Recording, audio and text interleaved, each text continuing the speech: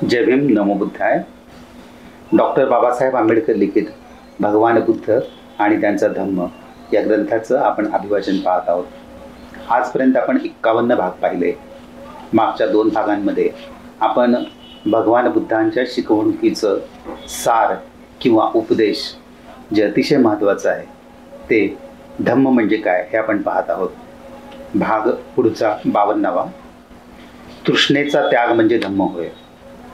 धम्मपदामध्ये भगवान बुद्ध म्हणतात, सर्वात अधिक लाभदायक गोष्ट म्हणजे आरोग्य आणि सर्वात मौल्यवान धन म्हणजे समाधान. या संतोष वृत्तीचा अर्थ दीनपणा किंवा परिस्थिती पुढील शरणागती, कारण तसा अर्थ करणे बुद्धाच्या शिकवणुकी विरुद्ध ठरेल. निर्धन लोक धन्य होत असे बुद्धांनी कधीही म्हटलेले नाही. पीडितांनी आपली परिस्थिती सुधारण्यासाठी प्रयत्न करू नये असे भगवान बुद्धांनी कधीही सांगितलेले नाही. उलट ते ऐश्वर्याचे स्वागतच करतात. दीनपणे प्राप्त परिस्थितीत खितपत पडण्यापेक्षा वीर्याने म्हणजे उत्साहपूर्वक सातत्याने ती परिस्थिती बदलण्याचा ते उपदेश करतात.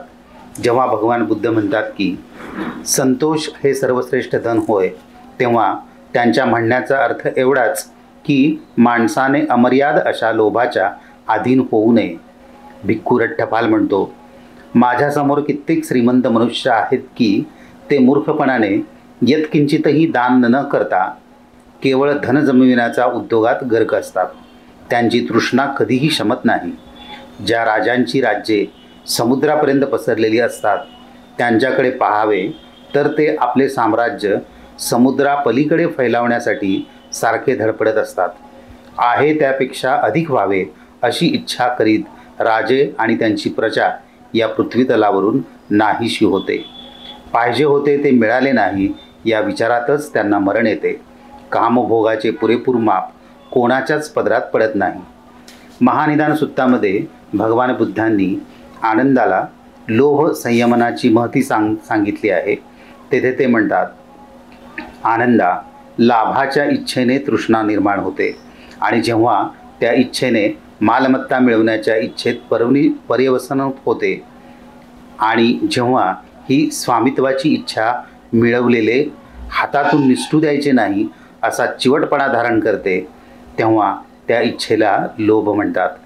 लोभ अथवा अमर्याद धनसंग्रहाच्या इच्छेसंबंधी सतत सावध राहण्याची आवश्यकता आहे. या तृष्णेला किंवा या लोभाला संयत ठेवण्याची काय आवश्यकता आहे? भगवान बुद्ध स्थविर आनंदाला सांगतात, पुष्कळच वाईट आणि दुष्ट गोष्टींचा त्याच्यापासून उद्भव होतो. मारामारी होते, आघात होतात, झगडे होतात, वाद प्रतिवाद होतात, भांडणे होतात, निंदा होते आणि असत्य बोलणे सुद्धा होते. या सर्वांचे मूळ तृष्णा अथवा लोभ आहे. वर्गकलहाचे हे यथायोग्य विश्लेषण आहे, यात कसलीही शंका नाही. म्हणूनच भगवान बुद्धांनी लोभ आणि तृष्णा आपल्या काबूत ठेवली पाहिजे या शिकवणुकीवर भर दिला आहे. सर्व संस्कार अशाश्वत आहेत असे मानणे म्हणजे धम्म होय. अनित्यतेच्या सिद्धांताला 3 पैलू आहेत. अनेक तत्वांनी बनलेल्या वस्तू अनित्य आहेत. व्यक्तिगत रूपाने प्राणी अनित्य आहे. प्रतित समुत्पादन उत्पन्न वस्तूचे आत्मतत्व अनित्य आहे.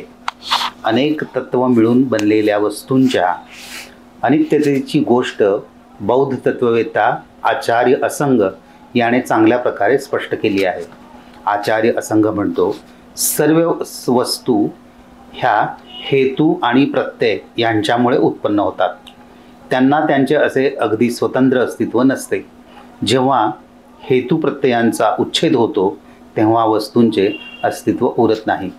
सजीव प्राण्याचे शरीर म्हणजे पृथ्वी, आप, तेज आणि वायू या 4 महाभूतांचा परिणाम होय. आणि ह्या 4 महाभूतांचे पृथक्करण झाले की हा प्राणी म्हणून उरत नाही. अनेक तत्वे मिळून तयार झालेली वस्तू अनित्य आहे. ह्या वचनाचा अभिप्राय वरील प्रकारचा आहे. सजीव प्राण्याच्या अनित्यतेची सर्वश्रेष्ठ व्याख्या अशी करता येईल की तो नाही, तो होत आहे, तो घडत आहे. बीइंग इज बिकमिंग या शब्दात करता येईल. ह्या अर्थाने पाहिले असता जो प्राणी भूतकाळात जीवन व्यतीत करीत होता तोच प्राणी वर्तमान काळात करीत नाही आणि तोच भविष्य काळात करणार नाही. भविष्यकाळी जो प्राणी असेल तो पूर्वी नव्हता आणि तो आजही नाही. वर्तमान काळी जो प्राणी आहे तोच पूर्वी नव्हता आणि पुढेही तोच असणार नाही, कारण प्रतिक्षणी बदल होत असतो. थोडक्यात सांगायचे म्हणजे मनुष्य प्राणी हा निरंतर परिवर्तनशील आणि निरंतर संवर्धनशील आहे. आपल्या जीवनाच्या कोणत्याही 2 क्षणी तो तोच असू शकत नाही. अनित्यतेचा सिद्धांताचा तिसरा प्रकार सामान्य माणसाला समजायला थोडा कठीण आहे. प्रत्येक सजीव प्राणी केव्हा ना केव्हा तरी मरणार हे समजायला सोपे आहे, परंतु तो जिवंत असताना सारखा बदलत आहे किंवा घडत आहे हे समजावयास तेवढे सोपे नाही. हे परिवर्तन कसे शक्य आहे? याला भगवान बुद्धांचे उत्तर असे: सर्वच अनित्य असल्यामुळे हे शक्य आहे. ह्याच अनित्यतेच्या विचारसरणीतून पुढे शून्यवादाचे रूप उदयास आले. बौद्ध शून्यवाद म्हणजे पूर्णपणे निषेध नव्हे, अनास्तित्ववाद नव्हे. त्याचा अर्थ एवढाच की ह्या ऐहिक जगात प्रतिक्षणी परिवर्तन चालू असते. शून्यतेमुळेच जगात सर्व अस्तित्व शक्य होते ही गोष्ट फार थोड्यांच्या लक्षात येते. शून्यतेशिवाय जगात काहीही शक्य झाले नसते. सर्व वस्तूंच्या स्वभावाच्या अनित्यतेवरच इतर दुसऱ्या गोष्टी अवलंबून आहेत.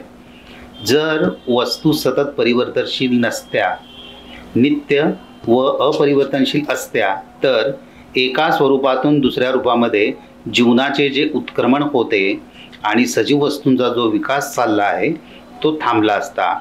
विकास होणे थांबले असते. कोणत्याही वस्तूमध्ये कसलेही परिवर्तन झाले नसते. कुणाची कसलीही उन्नती होणे झाले नसते. जर मनुष्य प्राणी मरणशील अथवा परिवर्तनशील नसता आणि एकाच स्थितीत जसाच्या तसाच राहिला असता तर काय परिणाम झाला असता?